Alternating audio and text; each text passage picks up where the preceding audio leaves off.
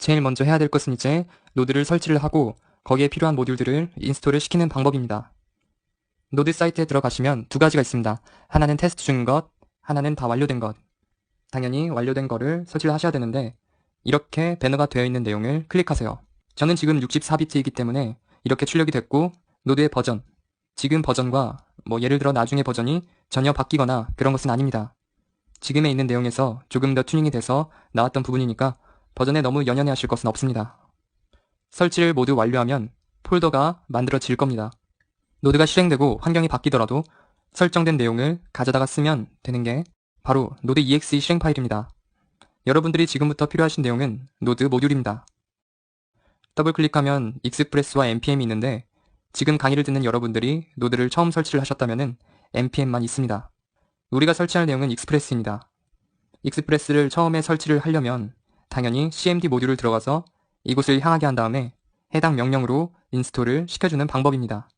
여러분 윈도우에서 윈도우 키, 자판의 R키를 같이 누르시면 실행이 나오고 cmd를 치시면 이렇게 출력이 되는데 물론 여러분들은 이렇게 출력이 되지 않았을 겁니다. 위치가 C에서 사용자 유저에서 여러분 계정으로 해서 접속이 될 텐데 이쪽으로 이동하는 방법을 좀 알려드리려고요. 항상 이동에 대한 명령은 cd입니다. 그리고 이동할 곳의 위치를 복사하셔서 붙여 넣으시면 이런 식의 경로가 출력이 됩니다. 해보면 엔터를 쳤을 때 현재 이 위치로 들어와 있는 상태예요. 그럼 이제 아까 익스프레스 모듈을 설치를 해야 되겠죠. 저는 강의 전에 설치를 해놨으니까 있는 거고 이 내용을 설치하기 위해서는 두 개의 명령이 여러분 노드 자료에 있을 겁니다. 가장 통상적인 명령입니다. 이 내용은 로컬, 내가 사용하는 컴퓨터에 나만 사용할 수 있게 인스톨이 된다는 거. 근데 이쪽은 다 동일한데 -g라고 되어 있죠. 글로벌입니다. 글로벌은 이 컴퓨터를 사용하는 모든 사용자가 사용할 수 있게 설치를 해주는 것. 제가 권장하는 것은 이 부분입니다. 이것은 C의 원하는 위치에 바로 설치가 되고 이것은 유저의 앱에 설치가 됩니다. 내 컴퓨터를 여러 사용자가 서버로 돌리지 않는 한 로컬을 권장합니다. 그래서 여러분 이 내용을 이렇게 넣고 엔터를 치면 움직이면서 실행이 되면서 인스톨이 됐을 때는 그 익스프레스의 버전명이 나오게 됩니다. 만약에 이 상태에서 뒤로 가보죠. 현재 위치는 이곳이잖아요. 그럼 여기에 익스프레스가 설치가 되는 게 아니라 모드 모듈이라는 폴더 안에 익스프레스라고 여러분도 생길 겁니다. 만약에 강의를 보고 동일하게 했는데 에러가 난다던가 설치가 완료된 것 같은데 이곳에 로컬에 즉 C 운영체제에 설치가 되어 있지 않다면 분명 여러분들은 이 내용으로도 테스트를 해볼 겁니다. 이 내용으로 테스트를 해보면 100% 성공을 합니다. 그런데 이 내용으로 설치를 하고자 하는 경우에는 여러분이 강의 자료를 다운받으시면 이곳에 로컬로 설치가 되는 방법을 제가 명시를 해 놓을 겁니다. 그러면 100% 이 내용으로도 설치가 될 테니까 자료를 다운받으셔서 확인해 보시기 바랍니다. 익스프레스 모듈을 지금 설치를 한 거고 이것을 서버로 실행을 하려면 HTTP 모듈이 필요하겠죠. 결과적으로 익스프레스 모듈은요, HTTP 모듈의 여러 기능을 합쳐서 쉽게 사용할 수 있게 만들어진 모듈이고 가장 많이 사용하는 내용입니다. 노드를 개발하는 방법이 크게 두 가지입니다. 첫 번째는 지금 보신 것처럼 cmd 모듈에서 다 끝내는 방법, 두 번째는 이클립스나 여러 자바 관련 에디트를 이용해서 개발하는 방법, 물론 메모장이나 이런 텍스트 편집 프로그램을 이용하는 방법도 있습니다. 그런데 저는 명령 프롬프트만을 이용해서 노드를 개발해 보겠습니다. 익스프레스도 무사히 설치를 했으니까 이제 프로젝트를 생성하겠습니다. C에 만들면 권한이 있는지 물어보니까 권한이 있는 D드라이브로 넘어가서 만들겠습니다. 여러분도 CMD가 이렇게 되어 있다면 D드라이브로 넘어갈 때는 넘어갈 드라이브에 콜론 해주면 D드라이브로 바로 넘어간 것을 확인할 수가 있고 D드라이브에는 이런 폴더를 만들었습니다. 이 폴더로 이동을 한 후에 프로젝트를 익스프레스로 해서 설정을 해보도록 하겠습니다. 해당 위치로 찾아가게 했고 바로 이렇게 하는 겁니다. 이렇게 하면 익스프레스로 해서 RGO 프로젝트라는 폴더가 생성이 됩니다. 이렇게 붙여놓은 상태에서 엔터를 해주면 해당 프로젝트 안에 필요한 파일들이 생성이 된 것을 확인할 수가 있죠. 실제 생성이 됐는지 폴더에 들어가서 확인해 보도록 합니다. 보시는 것처럼 RGO 프로젝트라고 해서 폴더가 만들어졌고 그 안에는 또 여러 가지 파일들이 있는 것을 확인할 수가 있죠. 프로젝트를 생성했으면 보시는 것처럼 이 파일이 있습니다. 이 파일은 여러분 다운로드에 있으니까 저장을 하시고 이런 주소를 손대시면 안 됩니다. 자기 PC의 고유 주소이고 1337은 포트 번호입니다. 서버를 구동하고 실행하는 겁니다. 그냥 이렇게 일반 브라우저로 해서 해당 내용을 열람하면 연결할 수 없다고 되어 있습니다. 서버와 연결이 안 돼 있는 거고 실행을 시키지 못한 거죠. 어디서 실행을 시키냐면 이렇게입니다. 보시면 아시겠지만 지금의 경로의 위치는 아까 RGO 프로젝트를 생성한 위치에다가 on.js 파일을 제가 넣어놨습니다. 그 on.js 파일은 이 파일이고요. 보시면 파일명과 경로가 동일하죠. 여러분이 다운받을 수 있게 조치를 취해놨고 깜빡깜빡거리는 게 서버가 실행이 됐다라는 겁니다. 예를 들어 확인을 해본다면 새로 고침했을 때 이런 식으로 출력이 되는데 정상입니다. 이거 문자 셋이 깨진 거고 영문은 올바르게 나온 겁니다. 그 내용의 설정 파일은 이 부분만 세팅해서 변경해주면 나오게 됩니다. 일단 영문으로만 먼저 해보죠. 그리고 서버를 이렇게 실행을 했을 때 컨트롤 C를 누르면 지금처럼 서버가 해제가 됩니다. 확인을 한번 해볼까요? 새로 고침을 하면 그나마 있던 내용도 실행이 되어 있지 않습니다. 다시 한번 아까처럼 명령을 주면 엔터를 치면 서버가 다시 실행이 됐습니다. 해당 내용을 새로 고침을 하면 이렇게 내용이 출력이 된 것을 확인할 수가 있고 아까 제가 영문으로 바꾼다고 얘기를 했었죠. 영문으로 바꾸고 나서 바로 내용을 실행하면 안 되고 서버를 껐다가 다시 켜야 합니다.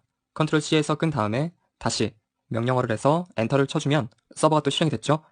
그럼 브라우저가 바뀌었는지 새로 고침해서 점검해보면 RGO IT라고 해서 변경된 것을 확인할 수가 있습니다. 실질적으로 노드로 들어가는 그런 사항들을 알려드리도록 하죠.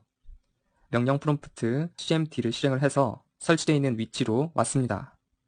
이 상태에서 노드로 직접 들어가는 방법은 명령어가 노드입니다. 해주면 아무것도 없는 상태에서 커서만 깜빡깜빡하고 화살표, 현재 노드라는 안에 들어와 있는 상태예요. 완전히 뻔한 질문을 하고 답변을 받았습니다. 노드라는 콘솔 안에서 로그 헬로 월드라고 해서 해보면 undefined, 당연하죠. 헬로 월드로 왔다는 건 노드가 설치가 완료돼서 실행이 된다는 겁니다. 그럼 노드에서 빠져나오는 방법은 컨트롤 D를 했을 때 노드에서 빠져나와서 현재 이 내용으로 들어온 겁니다. 그 추가적으로 npm help라고 명령을 해보시면 진행사항이 나오고 npm이 설치가 잘 돼 있다라는 결과입니다. 그리고 노드를 하면서 npm에 대해서 많이 들어갈 겁니다. 그럼 이 npm은 무엇인가? 현재 보시는 이 내용의 약자이고 필요한 내용의 패키지를 찾아서 다운받을 수 있는 내용이죠. 여기서 필요한 패키지들을 다운받아 설치할 수가 있고 아까 명령 프롬프트 cmd에서 설치해서도 사용하고 있죠. 아니면 이클립스라던가 IDE 관련 연동해서 쓰는 프로그램들에서 따로 다운로드할 수 있는 모듈들이 제공이 됩니다. 그래서 마지막으로 기본적인 서버 익스프레스를 이용해서 HTTP랑 두 가지 모듈을 추출을 한 다음에 서버를 생성하는 방법을 알려드리도록 하겠습니다. 일단 명령 프롬프트 cmd로 들어가서 이곳으로 들어가는 거죠. 좀 전에 설명해 드렸던 것처럼 노드로 직접 들어가겠습니다. 현재 상태가 노드로 들어온 상태이고 여기서 창을 좀 크게 한 다음에 아까 제가 JS 파일로 서버를 실행하는 방법을 보셨을 겁니다. 그렇게 해서 서버를 실행하는 방법도 있고 아니면 지금 제가 하는 방법으로 실행하는 방법도 있습니다.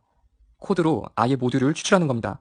제일 먼저 이 부분, 여러분 강의 자료에는 이 내용들이 다 있으니까 똑같이 따라 하시면 되고 HTTP 기본 모듈을 추출하도록 하겠습니다. 왜냐하면 노드 자체로 들어와 있는 상태이기 때문에 현재 수출이 되어서 올라와 있는 상태입니다. 그럼 아래 깜빡깜빡하는 것 보이시죠? 익스프레스에 대해서도 서버로 실행을 하려면 HTTP, 익스프레스 이렇게 모듈이 필요한 겁니다. 실행을 하면 올라와 있는 상태이고 코드로 추출이 되어 있는 상태입니다. 이제 익스프레스 두 개에 대한 내용이 올라와 있기 때문에 아까 스크립트처럼 서버로 생성을 하고 실행을 해야 할 겁니다. 지금은 이 관련된 모든 모듈을 일반적인 것을 다운받기 위해서 npm 모듈이라고 해서 생성이 됐죠. 모듈을 설치하는 것을 좋은 사례와 나쁜 사례를 알려드리겠습니다. 프로젝트 폴더 안에 모듈을 만들어야 되기 때문에 프로젝트 안에 cmd를 실행을 해야 되겠죠. 명령어는 단순어입니다. 에러가 나는 경우가 있고 올바르게 되는 경우가 있습니다. 에러가 나는 경우는 프로젝트 안으로 들어가서 설치한 게 아니기 때문입니다. 그런데 에러가 나지 않고 잘 설치가 되는 이런 경우에는 프로젝트 안에 내용이 들어가 있기 때문에 이렇게 알맞게 RGO 언더바 프로젝트라고 되어 있죠. 올바르게 다 다운받아서 설치가 돼 있는 겁니다. 근데 여기서 우리가 짚고 넘어가야 될 게 프로젝트로 cmd를 연결해서 시키는 대로 했는데 도대체 어떤 경로를 통해서 무엇 때문에 이렇게 설치되는지는 궁금하실 겁니다. 그 궁금증을 해결해 줄 파일은 프로젝트 안에 있습니다. 패키지라는 파일을 열어보시면 이건 그 전에도 제가 몇 번 설명해 드렸던 부분이라 길게 설명하지 않겠습니다. 단지 이런 부분들, 이런 내용들을 기본으로 해서 아까 그 모듈이 설치된 이유는 결론은 이것입니다. 이것이 여기서부터 여기까지 끝이 나는데 여기까지의 버전들이 있죠. 여기 속성에 있는 것을 아까 그 명령으로 다운받아서 설치되지 않는 경우에는 설치를 합니다. 그리고 아까 설명하지 않았던 부분 중에서 app.js에 대한 설명을 일절하지 않았습니다. 왜냐하면 이것이 이 프로젝트에서 가장 중요한 역할을 하기 때문에 지금 설명해 드리려고요. 이렇게 열었는데 지금 이전까지는 모듈들을 추출을 하고 서버에서 객체를 생성하는 부분들이고요. 현재 선택된 부분인 익스프레스 서버를 생성하는 거죠. 그리고 아래는 미드레어들을 설정을 하는 겁니다. 그래서 아까 인스톨을 통해서 모듈이 또 설치된 내용을 들어가 보면 이렇게 되고, 프로젝트 안에 아까 제가 설명해드렸던 노드 언더바 모듈, 아까 그 명령으로 해서 익스프레스부터 해서 바디 이런 내용들이 설치가 되어 있는 거고, 현재 이만큼이 설치가 된 겁니다. 모든 게 됐으면 한 번 더, 이번에는 다른 방식 npm start 명령을 줬을 때 서버를 구동하는 겁니다. cmd에서 이렇게 npm start라고 치면 서버가 실행돼서 깜빡깜빡합니다. 지금은 한번 열람된 상태이기 때문에 get이 떴고 해당 내용을 확인해보면 이렇게 지금 보시다시피 로컬호스트 3000입니다. 기본 포트가 3000이라는 거고요. 확인해보시면 아시겠고, 이 내용은 현재 강의를 하는 컴퓨터 자체가 서버가 실행이 됐다는 건 다 아실 겁니다. 원리적으로 본다면 지금 이렇게 로컬호스트 3000으로 실행이 된다는 것은 익스프레스 모듈을 활용해서 실행이 되고 있는 상태입니다. on.js 그런 게 아니고요. 제가 미리 인덱스 파일을 만들어 놨던 거죠. 지금 인덱스에 대한 개념을 알려드린다면, 웹 호스팅을 받아보셨다면 호스팅 세팅이 됐다는 메일을 받으실 거예요. 그러면 실제 고객들이 볼 수 있는 호스트는 퍼블릭이라는 폴더에 들어가 있습니다. 퍼블릭에서 가장 먼저 노출되는 건 인덱스 파일입니다. 위치는 여기에 제가 인덱스 파일을 넣어 놓은 겁니다. 원래 인덱스 파일은 없습니다. 프로젝트를 만들면. 근데 제가 따로 인덱스 파일을 넣어 놓은 거죠. 여러분들도 프로젝트를 생성한 다음에는 인덱스 파일을 넣으시고 테스트를 해보시면, 우리가 생각한 것처럼 웹을 잘 모르시면 아니 여기에 슬러시하고 인덱스가 들어가야 되는 것 아니냐는 생각을 하시겠지만, 웹 규약은요, 인덱스 같은 경우에는 파일명을 노출하지 않습니다. HTML이 가장 앞서고 HTM이 두 번째로 앞섭니다. 이 두 가지 파일은 따로 설정해주지 않아도 주소가 나오지 않아요. 어떤 경우이냐면요, RGO로 들어왔습니다. 원래 이것도 인덱스라고 하면 이렇게 쳐줬을 때도 똑같이 나와요. 결국은 아까 이 내용이 읽히는데 이 내용의 부분을 주소에 노출이 되지 않습니다. 이것도 마찬가지입니다. 그래서 우리가 아까 했던 것처럼 스타트 하는 게 두 가지였죠. 직접 수정이 안 되는 스타트, 중간에 파일을 수정할 수 있는 스타트. 지금은 당연히 npm 스타트로 바로 들어갔기 때문에 원하는 파일을 지금 띄운 거 아니에요. 원하는 파일은 인덱스라고 해서 설정이 되어 있는 거였죠. 그리고 여러분이 확인하실 수 있게 이건 실시간으로 수정이 된 겁니다. 따로 껐다 킬 필요는 없습니다. 그래서 일부러 한글을 넣어서 깨지게 한 것이었고, IT라고 해서 현재 컨트롤 C에서 이 위치에 있는 것을 저장을 했고, 그럼 브라우저도 바뀌었는지 확인해 봅시다. 새로 고침하면 브라우저도 바뀌었습니다. 그럼 우리가 여태까지 처음에 테스트해서 서버를 실행해서 했던 방법과는 지금은 다르다라는 거죠. 지금은 원하는 위치에 원하는 내용을 띄워준 겁니다. 아까 설명해드렸던 것처럼 익스프레스 모듈을 활용해서 이게 실행이 되는 거예요. 서버가 구동 중이라는 거죠. 현재 구동이 되는 사항들이 이렇게 CMD에 출력이 되고 있는 상태이고요. 정상적인 부분입니다. 컨트롤 C 하면 작업을 끝내겠다고 해서 yes 하면 끝나는 부분은 동일하고요. 제가 일부러 에러를 생성했습니다. 이유는 여러분들이 지금 로컬 호스트 3000을 봤던 게 어떻게 생성되는지를 알려드리기 위함입니다. 현재 제가 지운 내용을 되돌려 볼게요. 바로 이 두 가지가 그 위치를 향하게 한 거예요. 그래서 다시 이 두 가지를 컨트롤 S 저장해주고 다시 스타트를 해보겠습니다. 이렇게 해서 스타트를 해보면 에러가 나질 않죠. 정상적으로 실행이 되고 있습니다. 그런데 node.bin www 되어 있죠. 그것은 이 빈 폴더에 있는 내용입니다. 만약에 로컬호스트에서 이렇게 내용이 나왔다 그러면 아주 정상적인 부분입니다.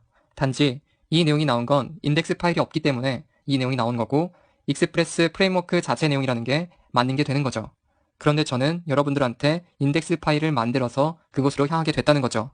결국 이것은 index.html, index.html로 치중해서 거기로 가는 거구나 생각하시겠지만 그 내용은 아니고 실제 웹을 구동해서 인덱스 파일을 대체해서 해당 내용이 나오는 겁니다.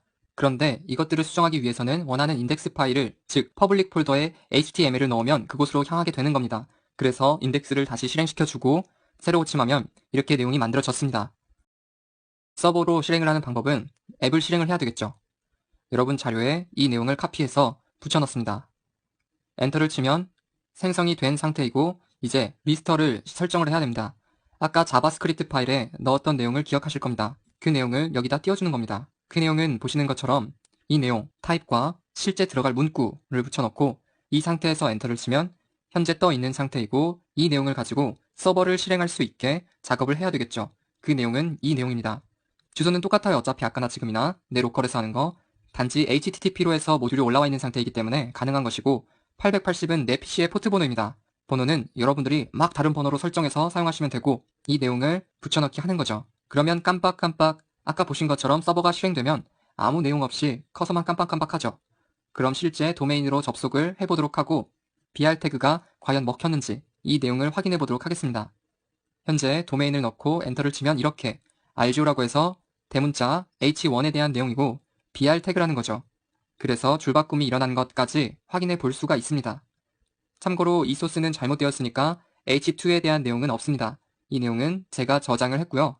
지금 보신 것 또한 익스프레스 모듈을 사용해서 서버가 돌아가고 있는 겁니다. 물론 실행 중인 내용을 중단할 땐 아까처럼 컨트롤 C를 해주시면 중단이 되고 지금 선택된 내용, 이벤트 리스너 매개 변수에는요. 지금 이 내용 객체와 이 객체들이 필요합니다. 현재 이건 3번에 걸쳐서 이것과 이것이 들어가 있는 상태이고 지금 현재 이 객체들의 어떤 기능을 여러분이 추가해서 변경할 수가 있다는 거죠. 이런 문서나 기타 등등을. 이번 시간에는 오픈GL을 이용한 기본적인 다각형을 그려보고 화면 좌표와 뷰포트에 대한 개념을 잡고 가려고 합니다. 제일 먼저 윈도우 시스템용 오픈GL 헤더 파일을 불러오시는데요. 만약에 이게 없으신 분들은 오픈GL 홈페이지에 들어가셔서 GLUT 라이브러리를 다운로드 받으시면 되겠습니다. 가장 먼저 초기화 함수들을 간단히 살펴보겠습니다. 제일 먼저 디스플레이 모드를 설정을 하고 윈도우가 나타날 위치를 지정합니다. 0,0을 했다면 윈도우 창 가장 좌측 상단에서부터 시작을 해서 윈도우 크기를 지정한 만큼 사이즈가 나오겠습니다. 그 다음에 윈도우를 생성을 하고요. 이것은 나중에 볼 함수들이고 출력 함수를 지정을 한 다음에 이제 화면 크기, 윈도우 크기가 변경이 될 때마다 불러준 함수를 호출하고 이벤트 루프를 진입을 하겠습니다. 그 다음에 보실 부분은 윈도우 출력 함수 중에서 가장 먼저 해야 될 것은 바탕색을 어떤 색으로 초기화를 시켜줄 것인지를 지정을 해줘야 됩니다. 그 다음에 그 설정된 색으로 전체를 칠하시고요. 그 다음에 이제 다각형을 그리는데 이 다각형의 색깔을 지정을 해둡니다. 가장 기본적으로 간단하게 나타날 수 있는 게 바로 렉트 함수예요. 보시면 사이즈가 딱 맞게 나오는데 이 이유가 이 화면에 가운데가 0,0이고 이 우측 상단이 1,1이라고 생각하시면 됩니다. 그래서 마이너스 1, 0.5, 마이너스 1, 0.5, 그 다음에 0.5, 0.5 그렇게 해서 딱 반으로 나눈 사각형이 만들어지는 거죠. 자, 보시면은 아까는 GL 렉트를 써가지고 사각형을 띄웠다면 이번엔 폴리곤을 써서 사각형을 그리는 형식이 되겠습니다. 먼저 마이너스 0.5 이 지점에서 0.5 마이너스 0.5면 여기 그 다음에 0.5 0.5 그 다음에 마이너스 0.5 0.5 해서 아까와 같은 사각형이 만들어지게 되었습니다. 렉트화든 벌텍스화든 상관은 없어요. 이게 그리기 방식의 차이가 있을 뿐입니다. 그 다음에 보셔야 될 것은 이번 시간에 봐야 될 뷰포트입니다. 지금은 윈도우 가로 세로 사이즈와 똑같이 설정이 되어 있는데요. 만약에 뷰포트의 값을 바꿔주자면 참고로 뷰포트 안에 있는 파라미터는 x값, y값, width, height가 되겠습니다. 보시면 180, 그 다음에 160, 100, 100,80이 x와 y값의 파라미터인데 보통은 이쯤 생각하거나 아마 이쯤 생각할 거예요. 하지만 이번 사각형은 좌측 아래에 붙어 있게 되었습니다. 왜냐하면 GLUT가 사용하는 화면 좌표계와 이 GL이 사용하는 화면 좌표계가 서로 다르기 때문인데요. GLUT가 화면 좌상단을 원점으로 하는 데에 비해서 GL은 윈도우 좌하단을 원점으로 합니다. 화면에 보이는 물체는 항상 현재 뷰포트의 종횡비에 비례하여 축소 또는 확대하게 되는데요. 이번에는 조금 더 확실히 보여주기 위해 300,300 화면을 띄우겠습니다. 보이시나요? 네. 화면에서 보듯이 윈도우 좌하단을 기준으로 가로 세로가 300 뷰포트가 설정이 되었으므로 정사각형의 크기도 뷰포트에 비례하여 줄어들게 됩니다. 이 윈도우 사이즈는 600에 400인데 300, 300으로 줄였으니 이 안에 있는 사각형은 윈도우가 이만할 수밖에 없는 거죠.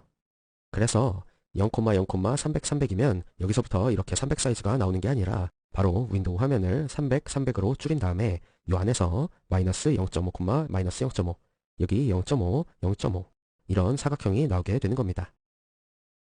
다르게 보자면 조금만 더 줄여보면 이번엔 조금 더 작은 윈도우 안에서 이런 사각형이 나오게 되는 것이죠. 이번엔 300, 150 이면 윈도우 사이즈가 300 그리고 세로가 150. 이만한 사이즈의 윈도우에서 마이너스 0.5, 마이너스 0.5, 0.5, 0.5 크기의 사각형이 나타나게 되는 것입니다. 그래서 보통 이렇게 포트 함수에 파라미터는 0, 0, 그리고 윈도우의 가로와 세로 이런 식으로 받게 되는데요. 보통 뷰포트 함수를 설정해 두지 않으면 뷰포트는 윈도우 크기 그대로를 따라가고 윈도우 크기를 변경을 하게 되면 그 즉시 뷰포트는 변경된 윈도우와 일치하게 됩니다. 하지만 뷰포트를 별도로 설정하지 않은 상태에서 윈도우 크기 조절에 따라 뷰포트가 변하고 그 변한 뷰포트에 맞추어서 물체가 왜곡되기 때문에 뷰포트 함수 설정은 필수라고 봐야 됩니다. 이번엔 오소에 대해서 알아보겠습니다. 뷰포트와 오소 둘 다 윈도우 조절에 따른 왜곡을 막기 위한 함수인데요. 뷰포트가 윈도우 화면의 종횡비를 말한다면 이 어소 함수는 화면에 보이고자 하는 물체의 범위를 말합니다. 이 범위를 지정을 해놓으면 이 범위 밖의 물체는 화면에 보이지 않게 되는 것이죠. 어소 함수의 파라미터 값을 보시면 left, right, bottom, top, 그리고 rear 전면이고요. for 후면이 되겠습니다. 이 어소 함수를 보기 전에 잠깐 매트릭스 모드라는 함수와 로드 아이덴티티라는 함수를 보고 가실 건데요. 이 GL의 모든 변환 작업은 행렬의 곱셈으로 계산합니다. 이 매트릭스 모드라는 함수의 투상 행렬 프로젝션을 변환 대상으로 설정을 하는 명령이고 이 로드 아이덴티티라는 함수는 이 행렬에 일단 항등 행렬을 실으라는 명령입니다. 나중에 조금 더 자세히 다룰 거지만 지금은 이 두 가지 명령이 선언이 되어야만 이후에 어소 함수에서 지정하는 값이 해당 행렬에 곱해진다고만 생각하시면 됩니다. 다음으로 오소 함수의 초기 화면을 보자면 이전에 빨간색 사각형이 정가운데에 나오게 됩니다. 화면에 보이고자 하는 물체의 범위라고 한다면 좌우의 어소 함수 파라미터 값을 늘려보겠습니다. 사각형이 이 보이는 틀이 좌우가 2배씩 늘어났으니까 초기에 보이는 사각형과는 다르게 오히려 줄어들게 되는 것이죠. 좀 더 다르게 보자면 화면을 아예 이 틀을 옮겨보겠습니다. 보시면 마이너스 1.5, 0.5, 마이너스 1.5, 0.5 화면 자체가 좌하단으로 이동했기 때문에 보여지는 사각형이 정가운데에 위치한 사각형이라도 보여지는 화면은 이렇게 이동된 상태로 보여지게 됩니다. 이 전으로 돌아가서 아까 좌우 화면을 2배로 늘렸을 때와는 다르게 이번에 위아래까지 2배씩 늘려준다면 아까 보았던 사각형과는 다르게 위아래도 반씩 줄어드는 화면을 보실 수 있습니다. 이렇듯 어스 함수가 장면을 접는 역할이라고 한다면 이 뷰포트는 뷰에 잡힌 장면을 컴퓨터 화면에 뿌리는 역할이라고 할 수 있습니다. 따라서 두 개의 틀에 종횡비가 일치하지 않으면 물체를 그렸을 때 내가 생각했던 대로 그려지지 않고 왜곡 현상이 일어나게 되겠죠. 그렇게 해서 물체를 그릴 때 이 두 개의 뷰포트와 어소를 설정을 해 놓은 다음에 해야 원래의 물체에 왜곡은 일어나지 않게 됩니다. 때문에 원래 뷰포트를 새로운 윈도우와 일치시키면서도 왜곡을 피하기 위해서는 다음과 같은 코드가 필요하겠습니다. 먼저 뷰포트의 크기는 변경된 윈도우와 일치를 시키고 그 다음에 이렇게 폭과 높이의 증가율을 계산한 다음에는 원래 어서 함수에서 투상 범위에다가 이 증가율을 곱해주시면 되겠습니다. 그래야 윈도우와 이 뷰포트 투상면의 종횡비가 일치하게 됩니다. 이렇게 해서 돌려보시면 딱 맞는 크기에 늘려도 변함이 없는 윈도우 화면을 보실 수 있게 됩니다. 이렇게 뷰포트와 어소를 설정해 놓지 않으면 윈도우 크기를 늘린다거나 범위 자체를 변경했을 때 원하는 위치에 물체가 나타나지 않고 화면 밖으로 벗어나거나 아예 나오지 않게 되는 경우를 보실 수 있게 됩니다. 뷰포트와 어소를 사용을 해서 윈도우 화면을 설정했다면 이번에는 기본적인 그리기 함수들에 대해서 알아보겠습니다. 먼저 폴리곤을 보시겠습니다. 폴리곤은 모든 정점을 하나로 연결하여 다각형을 만드는 그리기 함수입니다. 정점의 개수만큼 다각형이 그려지게 되는데 쉬운 것 같지만서도 조금 어렵습니다. 우선 폴리곤으로 그려지는 다각형은 단순하면서도 볼록해야 합니다. 볼록하다는 말이 무엇이냐면 선을 그렸을 때 그 선이 다각형을 벗어나지 않아야 합니다.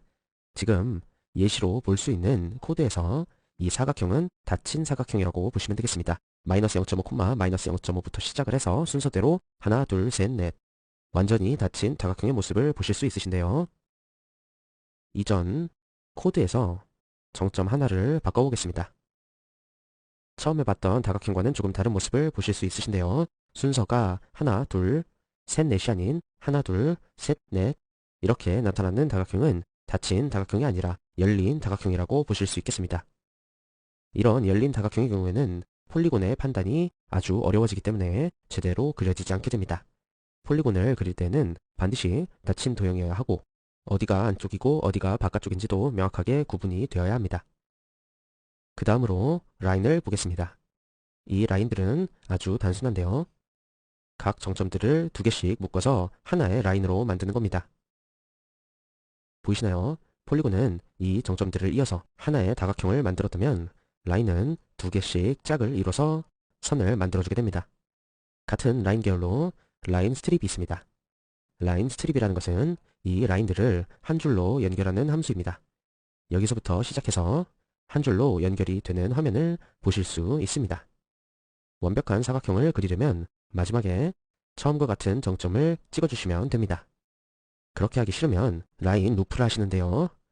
이 라인 루프는 아까 라인 스트립에서 한 줄로 연결하고 마지막 정점과 처음 정점을 연결하는 라인이 추가된 것이라고 보시면 됩니다. 그 다음으로 트라이앵글을 보시겠습니다. 트라이앵글은 삼각형들을 길게 연결하는 것인데요. 그대로 띄워보면 삼각형이 나옵니다. 마이너스 0.5, 마이너스 0.5부터 시작해서 쭉 연결해서 정점 3개가 모여서 하나의 삼각형이 만들어지게 됩니다. 이 남은 하나는 트라이앵글에 적용되지 않는 값입니다. 이 트라이앵글을 보기 전에 정점을 다르게 설정을 해볼 텐데요. 이 코드를 보시면 윗 상단부터 시작해서 쭉 육각형이 이루어지게 되는 코드입니다. 보기 쉽게 하기 위하여 각 정점별로 번호를 붙여주었습니다. 트라이앵글을 보시기 전에 라인 루프를 본다면 원래는 이런 모양의 다각형이 되겠습니다. 하지만 지금 보실 것은 트라이앵글이죠. 보시면 이렇게 나오는데요. 처음 위치에서부터 하나, 둘, 셋, 세 개의 정점을 합쳐서 하나의 삼각형이 만들어지고 그 다음 4번, 5번, 6번 정점을 가지고 또 다른 하나의 삼각형이 만들어지게 되는 것입니다. 위치를 조금 더 예쁘게 하기 위하여 변경을 해보자면 마지막에 있는 6번 코드를 옮겨서 보면 이렇게 나옵니다. 1번, 2번, 3번, 4번, 5번, 6번 정점이고요.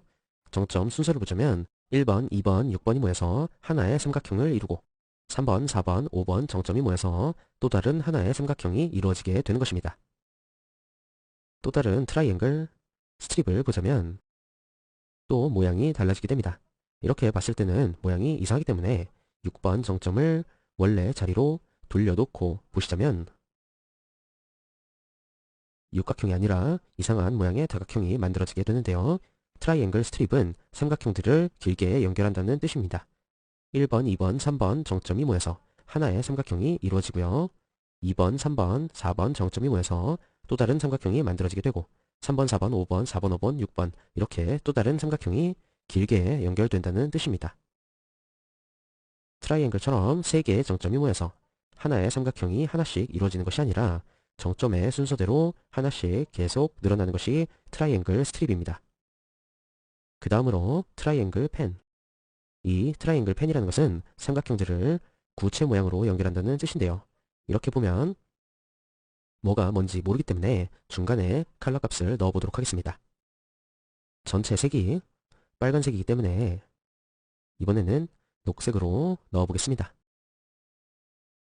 이렇게 보면 조금 보이시나요? 정점에서 시작해서 1번 정점에서 시작해서 1번, 2번, 3번 삼각형 하나, 1번, 3번, 4번 삼각형 하나, 1번, 4번, 5번 삼각형 하나, 1번, 5번, 6번 삼각형 하나 이렇게 만들어지게 되는데요. 중간에 컬러 값을 다르게 또 넣어보자면 이번에는 파란색으로 넣어보겠습니다. 아까보다는 조금 더 명확해졌죠. 구체 모양으로 연결하는 트라이앵글 펜 마지막 값은 하얀색으로 해보겠습니다. 이렇게 보시면 삼각형들을 구체 모양으로 연결한다는 뜻이 조금 이해가 가실 거예요. 트라이앵글 펜이 이해가 되셨으면 쿼드로 넘어가 보겠습니다. 쿼드는 정점들을 4개씩 묶어서 하나의 4개의 모서리를 가진 폴리곤을 만듭니다. 지금 이 함수들 자체를 봤을 때는 사각형 2개를 만들 수가 없기 때문에 임의로 코드를 가져와 보겠습니다. 임의로 가져온 코드들을 보시면 이렇게 4개씩 짝을 이루는 코드를 보실 수 있으신데요. 이렇게 하나, 둘, 셋, 넷, 하나, 둘, 셋, 넷 4개의 정점이 모여서 사각형을 만드는 모드입니다. 그러면 이번에는 쿼드 스트립을 보실 텐데요. 모양이 전부 다 굉장히 이상하게 나옵니다. 쿼드 스트립이라는 것은 사각형들을 길게 연결하는 모드로서 쿼드와는 순서가 조금 다르게 변합니다. 먼저 정점은 왼쪽 상단에서부터 시작하기 때문에 처음 순서를 마지막으로 빼주고 왼쪽 시계 방향으로 1번, 2번, 3번, 4번으로 들어가는 것이 아니라 1번, 2번, 3번, 4번으로 돌아가게 됩니다. 그래서 이 순서를 바꿔주고 마지막 코드도 바꿔주게 되면 이제 제대로 된 쿼드 스트립 모드의 사각형이 만들어지게 됩니다. 보신 바와 같이 1번, 2번, 3번, 4번, 그리고 3번, 4번, 5번, 6번, 그리고 5번, 6번, 7번, 8번이 되겠습니다. 자, 그럼 윈도우 화면 조절과 다양한 그리기 도구들을 배웠으니 이제 그것을 이용해서 간단한 실습을 해보도록 합시다. 실습은 화면을 4등분, 그러니까 4칸으로 나눠서 그 안에 직선, 삼각형, 사각형, 오각형을 랜덤으로 띄워보는 내용으로 할 텐데요. 우선 화면 설정부터 바꿔볼 거예요. 현재 화면은 이 가운데를 기준으로 해서 0,0이고 좌우 상하 -1에서 1까지의 값으로 이루어져 있습니다. 헌데 이것은 좌상단을 0,0으로 하고 좌하단을 윈도우 크기만큼 변경을 해주도록 하려면 어떻게 해야 할까요? 네, 바로 어쏘 값을 설정을 바꿔주면 되겠는데요. 어쏘 함수의 파라미터는 각각 레프트, 라이트, 바텀, 탑 이렇게 이루어져 있다고 했습니다. 이 어쏘가 화면에 보이는 물체의 범위를 뜻한다면 그 크기를 각각 변경을 시켜주는데요. 아주 간단하게 바꿀 수 있습니다. 좌 상단을 0,0으로 하고 우 하단을 윈도우 크기값만큼 변경을 시켜줬습니다. 이제 이 값들은 필요 없겠죠. 그것을 제대로 확인을 해보려면 코드로 직접 그려서 확인을 해보는 게 나을 것 같습니다. 일단 100,100부터 시작을 해서 윈도우 크기 500,500까지 라인을 그려보도록 하겠습니다. 화면을 벗어나는 값이었네요. 400이니까 500, 300. 화면을 완벽하게 0,0에서 600, 400인 화면이 만들어졌습니다. 이제 이 상태에서 바로 라인을 4등분을 해볼 텐데요. 복잡하게 안하고 바로 그냥 정수를 집어넣겠습니다. 하면 라인이 4등분으로 만들어졌고요. 그 다음에 직선, 삼각형, 사각형, 오각형을 따로따로 랜덤으로 그리기 위한 함수를 하나 만들어 보겠습니다. 함수 이름은 let'sdraw라고 하고요. 각각 범위에 해당하는 x, y 값들 4개를 인자로 받습니다. 이제 여기다가는 각각 4구역의 범위에 따라 직선과 삼각형과 사각형과 그리고 오각형을 그릴 범위를 설정을 할 거예요. 일단 각 네모 구역의 높이와 너비를 구할 겁니다. 그리고 랜덤으로 띄울 거니까 랜덤 함수를 써서 헤더 파일을 추가를 해주는데요. 랜덤 함수를 쓸 수 있는 헤더 파일은 스탠다드 라이브러리 이고 그 다음에 이제 각 구역에 해당하는 이제 랜덤 함수 이 말의 의미는 1부터 4까지의 랜덤 값을 뿌려주겠다는 말입니다. 그 다음에 이 랜덤 값을 받고 케이스별로 1이 나왔을 경우, 그 다음에 2가 나왔을 경우, 3이 나왔을 경우, 그 다음에 4가 나왔을 경우, 그 다음에 값이 아무것도 아닌 경우 이렇게 나눠서 한번 도형을 짜보도록 하겠습니다. 먼저 케이스 1번의 경우에는 직선을 그리는 경우예요. 컬러 값을 흰색으로 설정을 해두고 바탕이 검은색이기 때문에 라인 같은 경우는 라인 그리기 도구를 씁니다.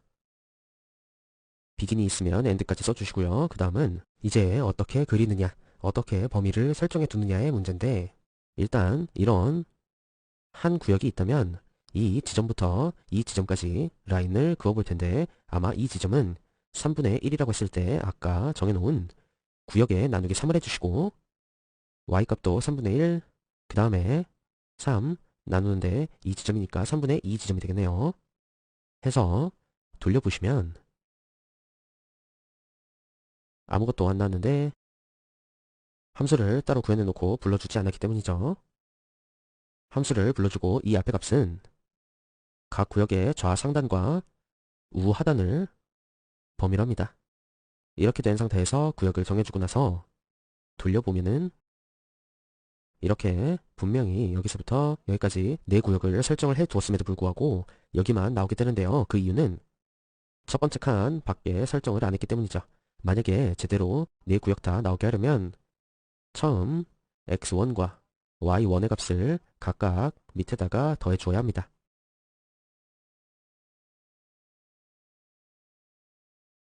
실수를 해버렸네요. 랜덤 값을 1부터 4까지로 줘놓고 결과를 확인했네요. 바꿔주시고 이렇게 하면 네 구역 다 직선이 나오게 됩니다.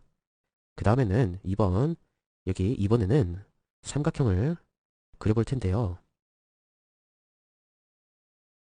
트라이앵글을 그리는데 이 부분도 라인과 마찬가지로 이 네모 범위 안에 어떤 부분부터 어떤 부분까지 정점을 찍을 수 있느냐에 대해서 가볍게 찍고 넘어가도록 하겠습니다. 먼저 xy의 첫 번째 벌텍스 정점은 x는 2분의 1 지점이 되겠고요. y값은 3분의 1 지점 정도가 되겠습니다. 이번에도 x1, y1을 다 더해주시고요. 두 번째 x값의 정점은 4분의 1 지점이고 y값은 3분의 2 지점 정도로 찍어보겠습니다. 3분의 2 지점이고요. y1까지 더해주고 그 다음에 x값은 4분의 1 지점을 찍었으니 이제 4분의 3 지점을 찍어보도록 하겠습니다.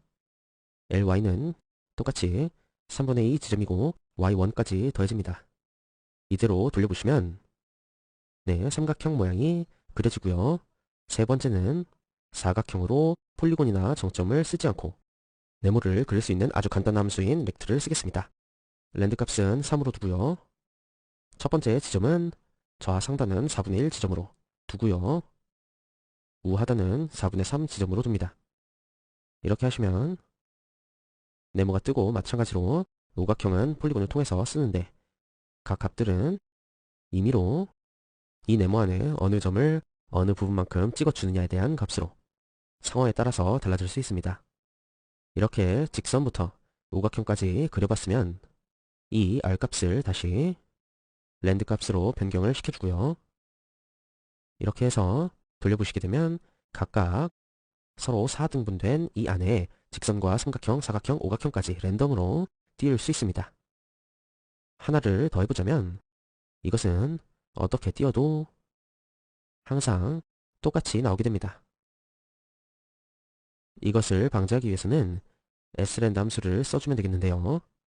이 srand라는 것은 시간에 따른 랜덤 값을 뿌려주는 역할을 합니다.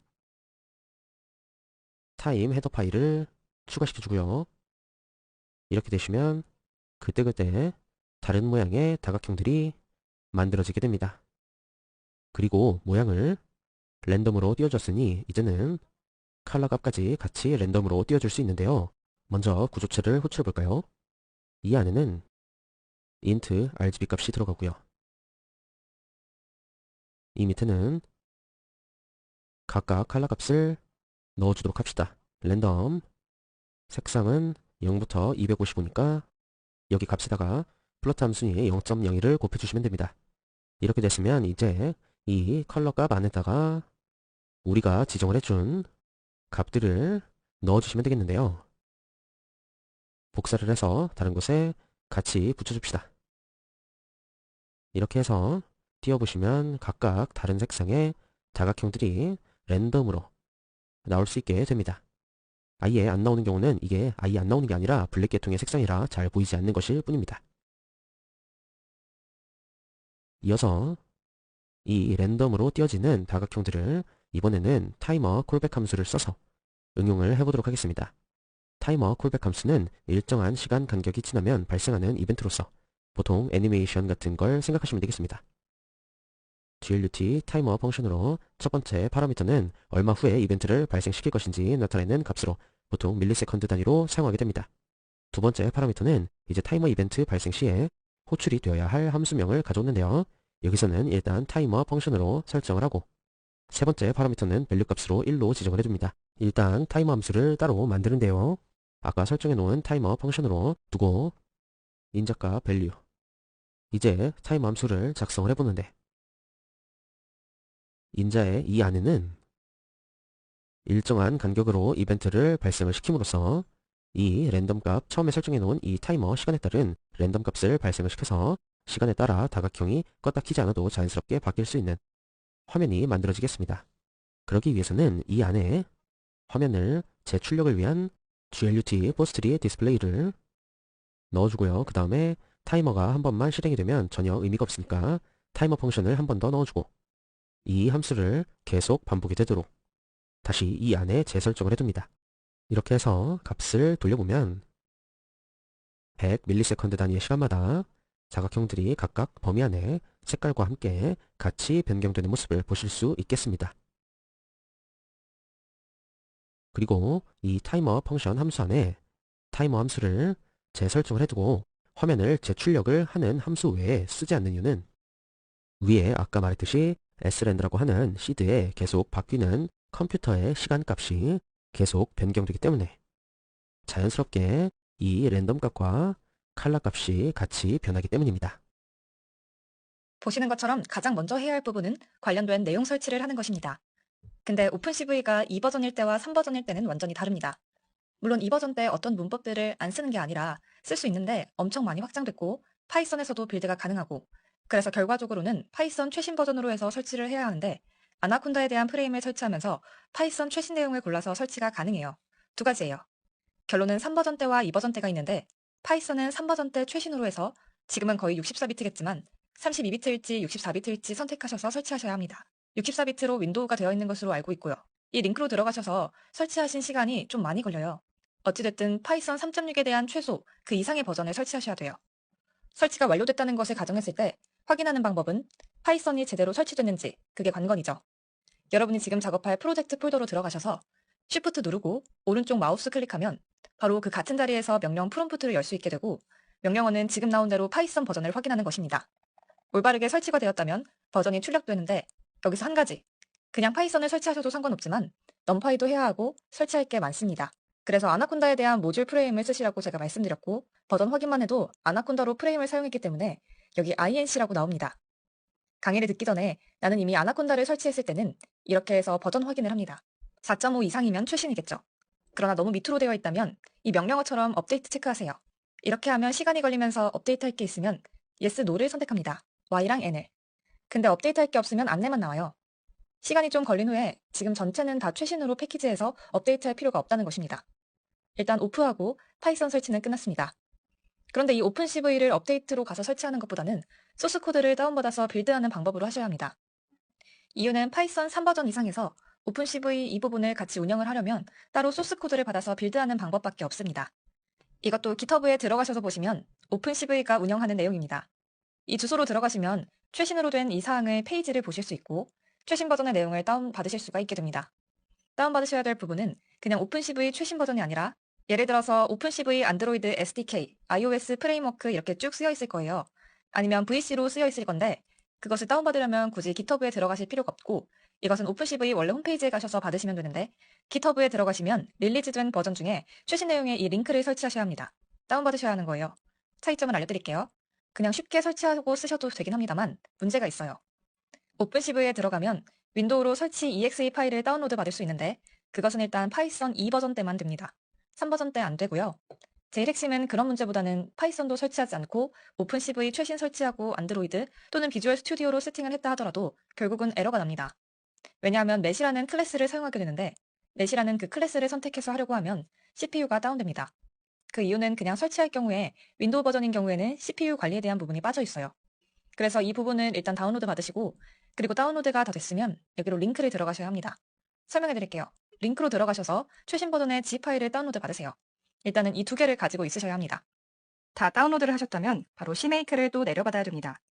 링크 들어가시면 가장 최신 내용을 받으시면 되는데 릴리즈로 되어 있는 CMake 같은 경우에는 오픈CV를 떠나서 각각 다른 운영체제나 개발할 때 많이 씁니다.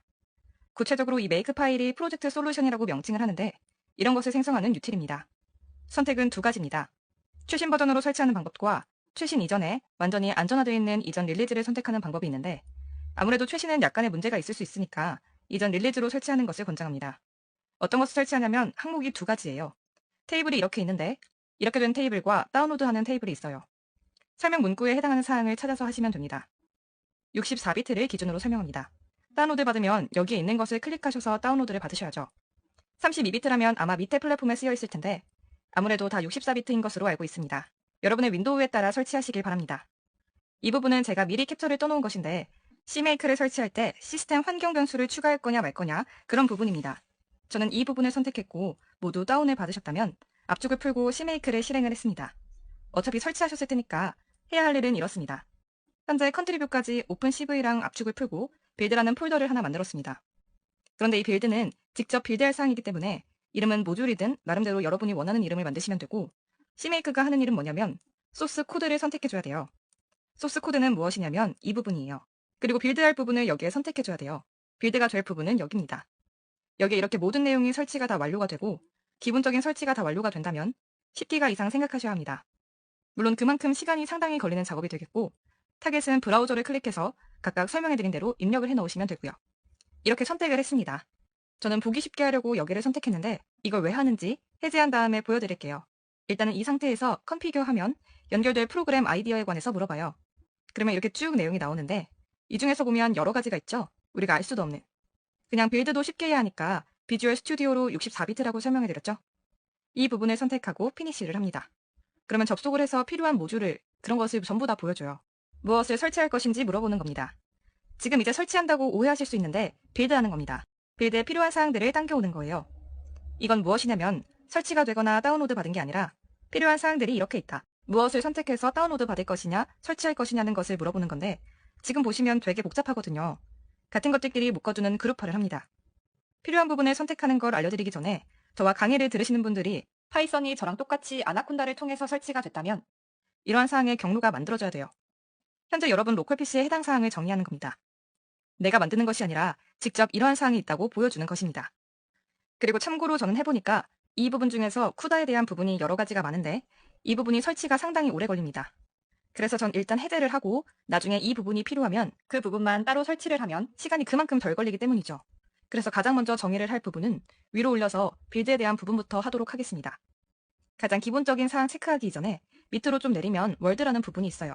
예를 들어서 컴파일을 하거나 여러 가지 작업을 할 때 여러 가지 DLL, 여러 가지 파일들이 흩어져 있습니다. 그걸 통합해서 하나의 DLL로 만들어주는 것입니다. 그래서 이 부분을 선택하고 실제 작업할 이 부분, 파이썬에 대한 이 부분도 따로 체크를 해줘야 해요. 그래서 일단 이 부분을 체크하시고 파이썬 관련은 어디서 체크하냐면 인스톨입니다. 인스톨에 파이썬의 이 부분 있죠. 이 부분을 정의하는 거예요. 선택을 여기로 했는데 이렇게 체크를 해주셔야 하고 아까 이건 선택 사항인데 제가 아직 설명해드리지 못했던 부분 중에서 이 부분은 웹캠으로 연결했을 때 잠시 후에 저도 웹캠으로 연결해서 작업해야 되는데 그렇게 연결할 때 아마 필요할 것입니다.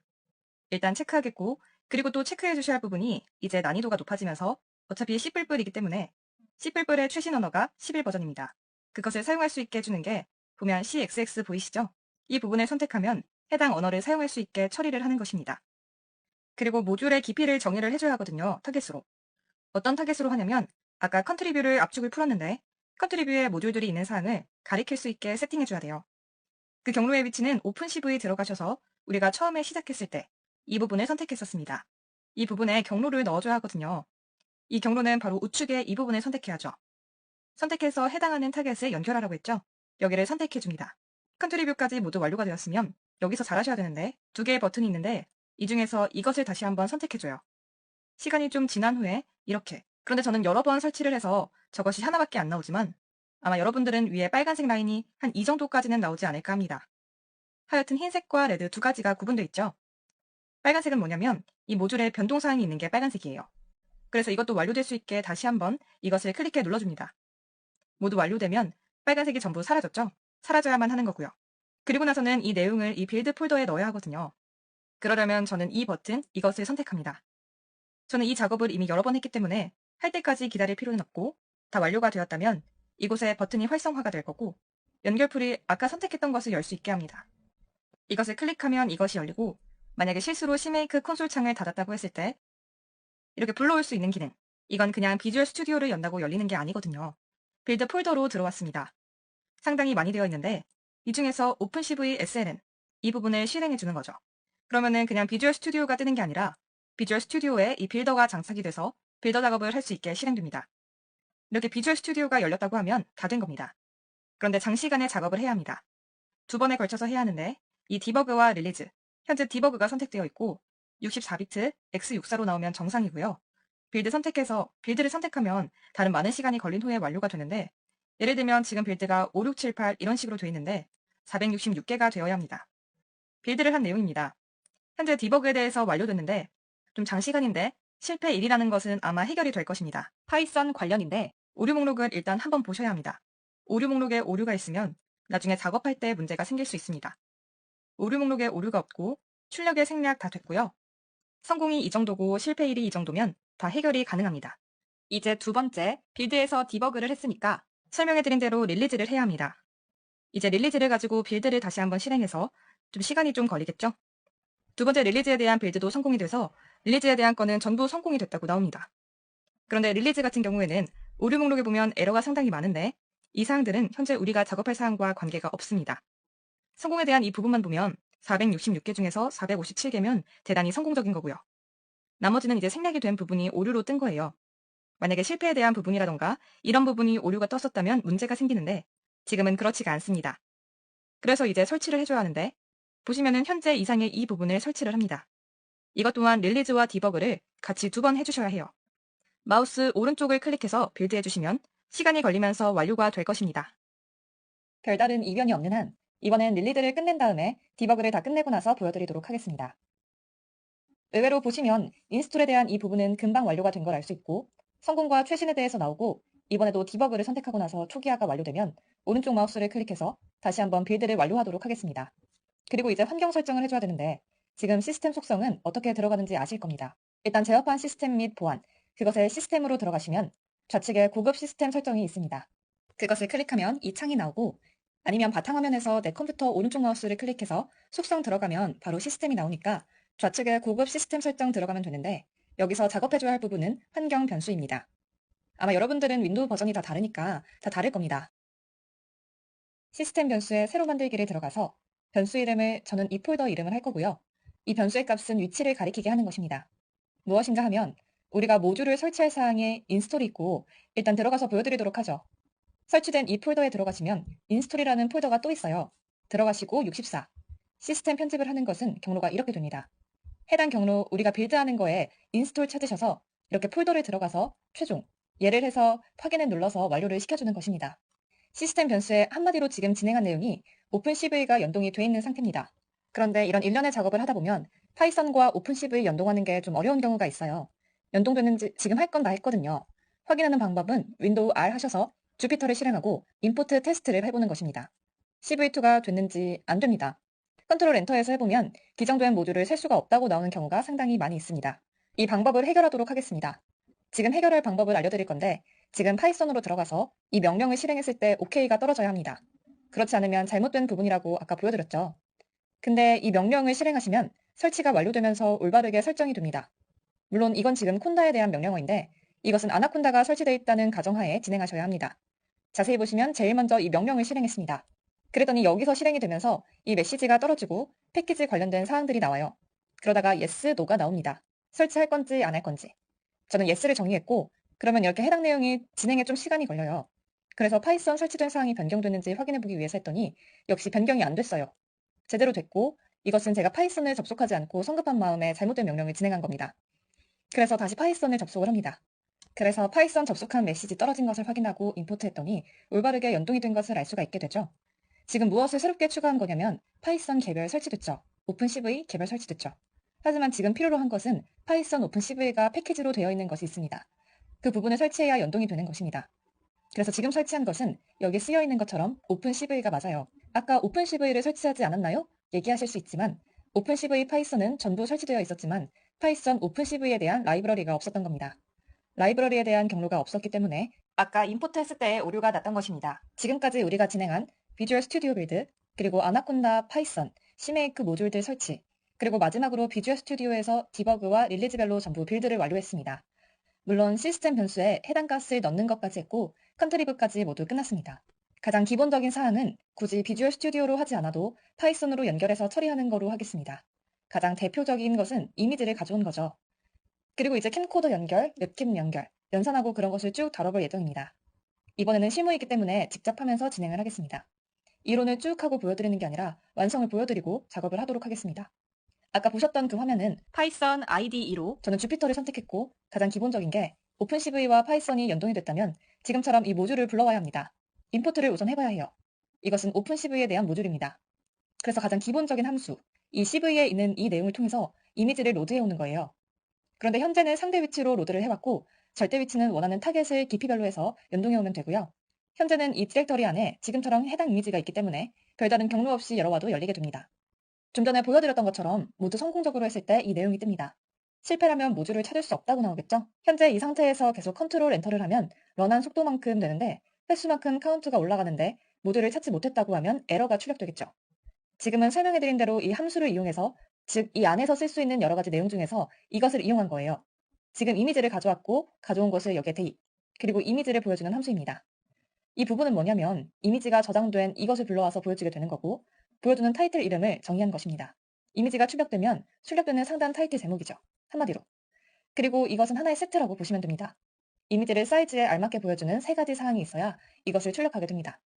그러면 출력하는 타이틀은 로고가 아닌 리스트1이라고 출력이 될 것입니다. 보시는 것처럼 컴파일 해보면 이렇게 이미지가 그 사이즈에 맞게 이름이 리스트1로 출력되는 것을 알 수가 있죠. 그러면 이것은 윈도우 창의 타이틀이라는 것을 확인하셨고 이것은 이미지에 대해서 넘파이라든가 일반적으로 리턴되는 값인데 이 부분을 읽어왔으니 이미지를 가지고 오는 거죠. 그런데 키라고 되어 있는 이 부분은 키보드의 입력을 기다리는 함수예요. 그런데 지금 별달리 넣어준 게 아니라 0으로 했는데 이렇게 되면 어떤 키를 입력하기 전까지는 무한적으로 대기하는 겁니다. 물론 특정 값을 넣어주려면 해당 값을 넣어주면 되죠. 밀리세컨드 값을 넣어주면 됩니다. 밀리세컨드 값이라고 하면 1000분의 1초라는 뜻이죠. 그 부분을 이렇게 1로 하면 당연히 안 되는 거고 1초라면 1000이라고 해야 합니다. 그런데 만약에 3초라고 했을 때는 컴파일에서 이미지가 로드된 후 3초에 클로즈가 되는 것입니다. 시작을 해보면 현재 뜨고 나서 금방 사라지죠. 3초가 지났다는 건데 조금 더디게 생각할 수 있을 거예요. 하지만 이 함수는 로드가 되고 나서의 3초예요. 그러니 우리가 봤을 때는 조금 더디다고 생각할 수 있죠. 만약 1초로 했을 때는 조금 더 빨리 클로즈가 되는 것을 확인할 수가 있습니다. 그런데 0값이라면 사용자에 의해서 무한 대기가 되는 거죠. 그리고 이것이 있기 때문에 종료가 되는 거예요. 이것은 무한대로 기다리는 것이고 이것은 무한대기 때문에 얘가 굳이 일할 이유는 없죠. 하지만 이 카운트가 지나면 이것이 종료됩니다. 그래서 평균적으로 이 세 개는 이미지를 열어주고 하나의 세트라고 생각을 하시면 되는데 이뿐만이 아니라 아예 이렇게 그런 함수가 아니라 그냥 로드만 해오는 거예요. 이것이 이미지라는 거죠. 그리고 나서 정의를 하는 겁니다. 이렇게 기본적인 이미지가 열리는 것은 아까랑 같은데 조금 복잡다단해졌죠? 11초에 대해서 현재 선택된 이 부분은 한마디로 플래그를 열어주는 건데 열거자라고 얘기합니다. 이것은 3채널, 즉 BGR 컬러로 이미지를 변환해주는 거예요. 물론 해당 사항을 컴파일한다면 이렇게 출력을 해주는데 A1으로 출력이 됐죠. 현재 이것은 이렇습니다. 이건 타이틀이라는 것을 아실 텐데 이 부분 우리가 아까 배웠을 때 이것을 가져왔는데 이것은 이미 이전에는 이 함수가 적용돼서 나온 것이고 그 함수가 적용되지 않는 이 사항을 여기에 대입한 거예요. 대입한 이유는 이렇게 이미지 컬러를 열거자로 해서 3채널 BGR 컬러로 변환을 한다. 오리지널 컬러와 같다고 생각하실 수 있는데 이렇게 해서 일단 이 세트로 출력을 해준 겁니다. 그리고 추가로 이것을 더 추가한다고 두 개가 열리겠죠. 근데 같은 것을 두 개 열 필요도 없고 같은 이름을 두 번 반복할 이유가 없습니다. 여기에서 사용할 사항은 열거자 중에서 이 부분인데 이미지를 한 컬러, 단일 채널이에요. 그레이스케일 이미지로 변환한다는 것입니다. 원본 이미지 컬러와 그레이 컬러 두 개가 출력되는 것인데 현재는 하나만 출력이 되죠. 왜 그럴까요? 따로 불러주지 않았기 때문에 그렇습니다. 세트입니다. 그래서 이것에 대해서 다시 불러준다면 이렇게 정의해야죠. 어차피 타이틀은 다르게도 되지만 이 내용은 해당 이 사항으로 불러오는 것입니다. 보시면 두 개가 열렸죠. A1과 A2. A1은 원본이니까 볼 거 없고 그레이스케일 컬러로 이미지를 단일 컬러로 변환해서 보여주는 것을 알 수가 있습니다. 지금 보시면은 이거는 그냥 그레이스케일로 변환된 게 아니라 비트 수가 다릅니다. 깊이가 있으면 예를 들어서 16비트, 32비트를 반환하고 그렇지 않으면 8비트입니다. 현재가 그런 상황인데 현재 이 A2에 대한 조건은 무엇이냐면 해당 내용이 바뀌었습니다. 이 사항을 제가 설명한 거고요. 그래도 원본 이미지를 그대로 읽는다고 하면 이 사항이죠. 있는 모든 색상 형식으로 읽어드리기 때문에 이전 사항과 별 차이를 느낄 수가 없습니다. 실제 이미지로 읽어왔기 때문에 그렇죠. 이미지를 원래 사이즈로 읽어오게 한 부분이고 현재 이 열거자는 2분의 1로 줄이는 겁니다. 그레이스케일로. 원래 컬러 3채널로 변경을 하고 아까 BGR이라고 했죠. 이미지를 반으로 줄이는 거예요. 그래서 다시 컴파일해보면 아까 이미지보다는 줄었죠. 그런데 여기에 어떤 값을 쓰느냐에 따라 다릅니다. 현재는 반으로 줄인 값이 되고 이렇게 하면 4분의 1로 줄였다고 해야 하나요? 보시면 더 많이 줄어드는 걸 확인할 수 있겠고 이렇게 되려면 8분의 1이 되는 거예요. 그런 이미지는 완전히 작아지는 거죠. 윈도우 창에서 최하 사이즈보다 더 표현할 수 없을 정도로 작아지게 완료가 됐습니다. 그리고 이번에는 저장하는 부분입니다. 물론 라이트라고 해서 되어 있는 걸 보면 저장하는 것으로 아실 텐데 저장하는 파일명입니다. 파일명인데 그레이로 저장할 것이냐? 왜냐하면 원본은 있으니까. 하지만 무엇을 참조할 거냐? A2. 그러면 8배 작아진 그레이가 저장이 된다는 건데 컴파일을 해보면 아무 내용도 없지만 끄는 순간 true가 나옵니다. 아래에 완료가 됐다. 예를 들어 확인해 본다면 지금 만들지도 않았던 이 파일명이 정말 생성이 됐고 열어본다면 아까 그 사이즈로 출력이 된 것을 알 수 있죠. 사이즈를 좀 변경해 보시겠다면요. 이것에 대해서 반으로 이 부분 실행하면 이만해졌죠? 그리고 나서 아웃하면 true가 나옵니다. 실제 저장된 이미지 이름 똑같고 지금 현재 내용으로 만들어진 거로 저장이 된 것을 알 수가 있죠. 근데 이 방식은 이제 해보겠지만 이미지를 저장하거나 이미지를 원하는 프레임에 저장하거나 구간을 저장할 때도 같이 이런 방식으로 사용할 수가 있습니다. 또 추가로 저장을 하거나 이런 사항은 지금 별로 맞지 않으니까 일단 이렇게 주석 처리를 했습니다. 그리고 이것은 아까 설명해드렸던 것처럼 가능한 컬러 색상으로 읽고 사이즈는 원본입니다. 하지만 그레이스케일은 반으로 줄여보도록 하죠. 현재 같은 경우에는 기본적인 사항을 담은 것이고 현재 설치 관련, 세팅 관련은 설명을 들으시면서 여기 내용을 보셨던 건데 그것을 제가 다운받아서 확인할 수 있게 해놓았고 여기 이 부분에 해당 관련 소스입니다.